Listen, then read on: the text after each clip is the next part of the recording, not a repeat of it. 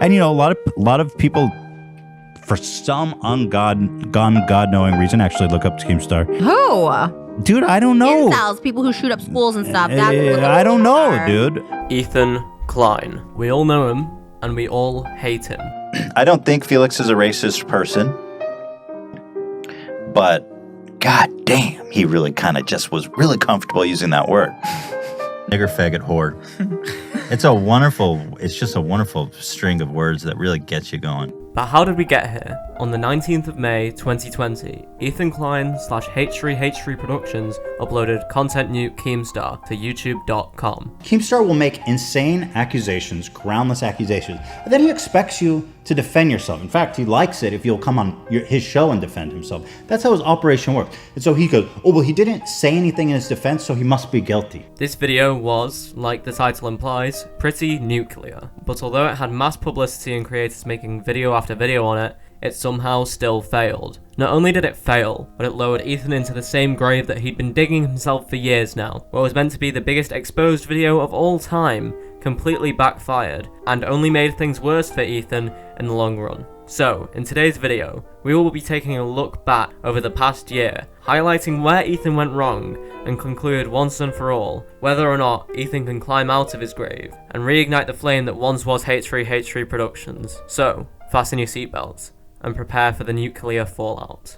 This stupid fucking justice, all fucking righteous fucking I hate my fans, I just do this for money, I hope you get cancer. Fuck you H3H3, you greedy Jew!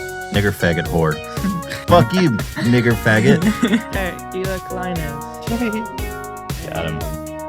Ik ben bij hier, maar tenminste,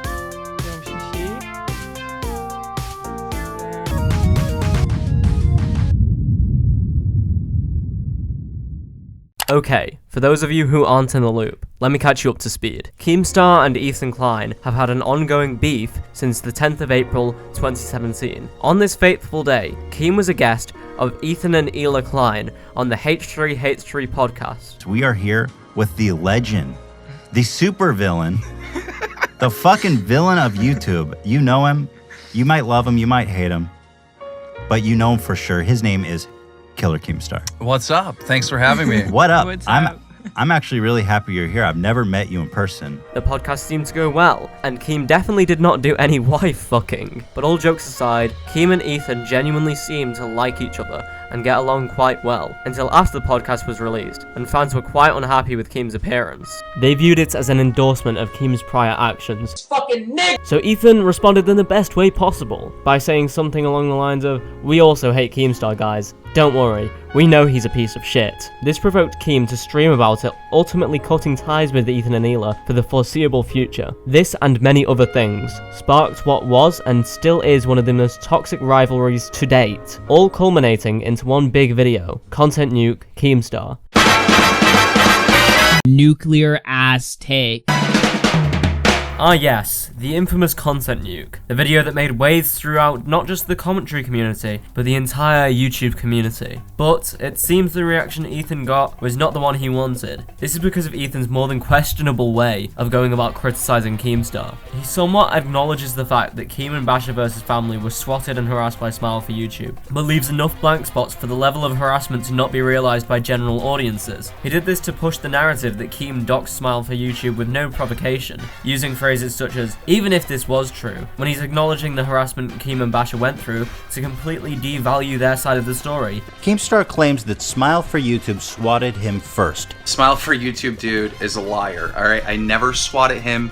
He swatted me, and he swatted Basher. And even if that's true, does it really justify leaking his wife's phone number? What did she have to do with it? Yes, Keem doxed Smile for YouTube, and nothing can excuse that, but leaving out important context to fulfill a narrative is not just disingenuous, but highly manipulative. On top of this, he pushes the idea that Keemstar killed Etika. And although I think Keem's ways of going about mental health in the past have been worse than awful, I do not and never will say or believe that Keemstar killed Etika. He definitely dealt with the situation badly, and contributed to some some of Etika's issues, but that does not mean Keemstar killed Etika in any way, shape or form. The fact that H3H3 brought up Keem's G Fuel sponsorship in the same breath as the death of Etika is absolutely fucking disgusting. Ethan using the death of another YouTuber to attack a creator and their sponsors just because of petty internet beef was an early sign of how low Ethan would go to attack Keemstar. Another thing he accuses Keem of is platforming a swatter. This one really went under the radar, but I find it really disturbing that Keemstar, the day after this murder happened, was able to get this kid on his show, fully monetized. Keemstar cashed in big time on this whole ordeal. Yes, Ethan, yes, it went under the radar, because Keem genuinely did a good thing. For those of you who aren't in the loop, allow me to catch you up to speed. On the 28th of December 2017, Andre Finch was tragically shot dead by police officers as a product of a fake SWAT call. Keemstar was then able to contact the swatter and get him to admit to it on Drama Alert the next day, subsequently landing Tyler Barris 20 years in prison. So yes, Ethan, this did go under the radar because Keem did nothing wrong. This video contained many other things which Keem is definitely guilty of doing. Stuff like the mishandling of the Glory and Gold case are good examples of why you should take what Keem says with a grain of salt. But with a hit piece like this one, you need to be airtight. Ethan was going to receive backlash regardless, but because of H3H3's tunnel vision, he made multiple mistakes that no one would have excused.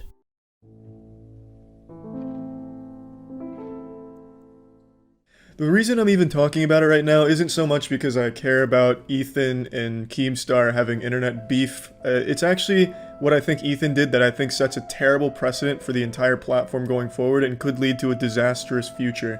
In Ethan's content, Nuke, he mentions Keemstar's sponsor G Fuel 8 times, constantly saying things like, "Why is G Fuel sponsoring you? They shouldn't be sponsoring you. This is kind of fucked up that you still have sponsors. How is this possible?" Just implying that he needs to lose his sponsorship with G Fuel, you know? There was no shortage of backlash received for this video, and not just from Keemstar. Many creators, big and small, rallied behind Keem, as they, much like me, believed Ethan had been disingenuous in his video. Ethan's use of Etika's death was highly scrutinized due to the segment being filled with jabs at Keem's G Fuel sponsorship, and the overall distastefulness of including a man's death as a pawn against someone for internet points. Speaking of the G Fuel sponsorship, H3H3's fans went out of their way to pressure G Fuel into dropping Keem. Now you could argue H3H3 never told his fans to go after Keem's sponsorship, and that would be fair enough, but allow me to take you back to Gokanaru's video Vigilante, where he highlights a very interesting behavioral pattern Ethan has.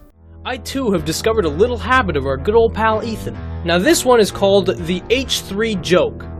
You see, it's clever because the H stands for hypnotize, and then the 3 stands for the number of steps involved. Now step 1 is pretty simple, okay? All you have to do is make a slanderous or damaging comment that is either completely untrue or extremely exaggerated. Something Ethan's more than capable of doing. And then there's the second step, which is even simpler. Just repeat that comment over and over and over. In Ethan's content, Nuke, he mentions Keemstar's sponsor G Fuel 8 times. Really make sure you're drilling it into the head of your viewers. One of Keem's initial actions, after the constant back and forth happened between Ethan and himself, was to re-upload Gokanaru's video Vigilante, which swiftly got taken down by YouTube, further calling into question Ethan's connections with the CEO, Susan Wojcicki. The re-upload also gained Ethan's attention, causing him to stream about it, ultimately addressing some of the criticism in Gokanaru's video, while also elaborating on some of the discrepancies he had with the video. This move from Ethan was welcomed by the community and was seen as a turning point for him, but it wasn't.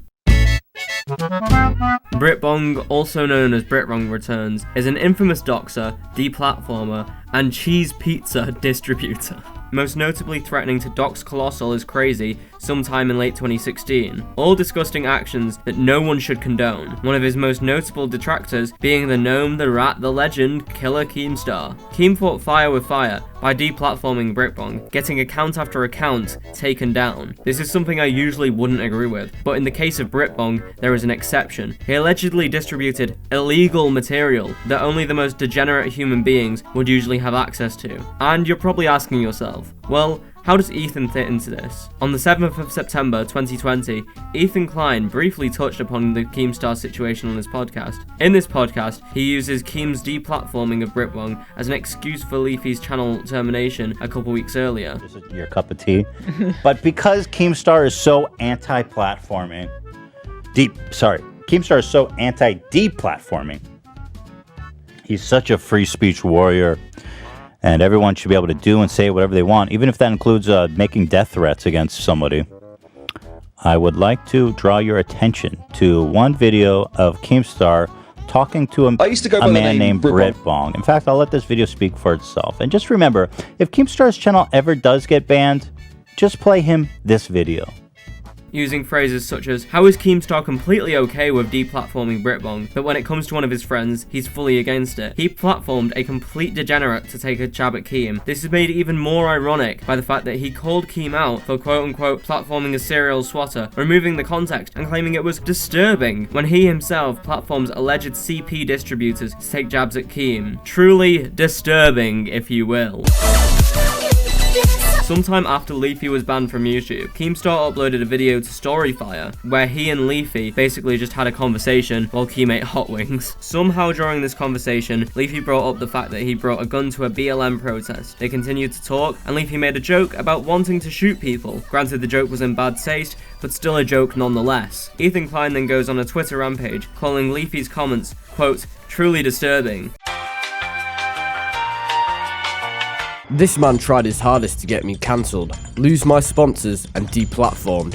Yes, I lost G Fuel, but I've made 4 different companies since strong equity deals too, and my viewership is at an all-time high. Now he's Social Blade dead. Fucking Keemstar dyslexia, jeez. H3H3 claims he lost 80% of his sponsors after starting a sponsor war in June. He is a finalist of the Playing Stupid Games event, which would award him the coveted Stupid Prize. Jesus, Nick, that is just so unfunny. I would love to see Leafy try and exist in today's current landscape. Leafy confesses he went to the protest with an illegally concealed gun, saying he was looking for someone to give him an excuse to shoot them. Truly disturbing. This resulting in another back and forth between YouTubers who either agreed or disagreed with Ethan on this topic. This is, in my opinion, yet another example of Ethan twisting truths to form the narrative that he wants to push. Ethan has shown a pattern of behaviour over the last year, which to most people, even fans, has made him irredeemable. It's been 2 years since Gokanaru's video Vigilante, and nothing has changed. Ethan is still going after Keem for every little detail of his life, even going as far to say that Keem doesn't deserve to have a daughter in his recent podcast. He's showing no signs of changing, and I think he will only continue on this decline. As for the content nuke, if everything goes to plan, this video will be released exactly a year since the content nuke was released, and although Keem was somewhat damaged by it, he stopped declining a long time ago. The same cannot be said for Ethan. To quote him directly, we've lost 80% of our sponsors. The content nuke did more damage to Ethan than anyone, and that's why I personally believe the content nuke failed. I've been Alphamix Videos, and thanks for watching. Nigger faggot horde. And Keemstar would bring him on his show all the time and parade him around in the midst of a manic state.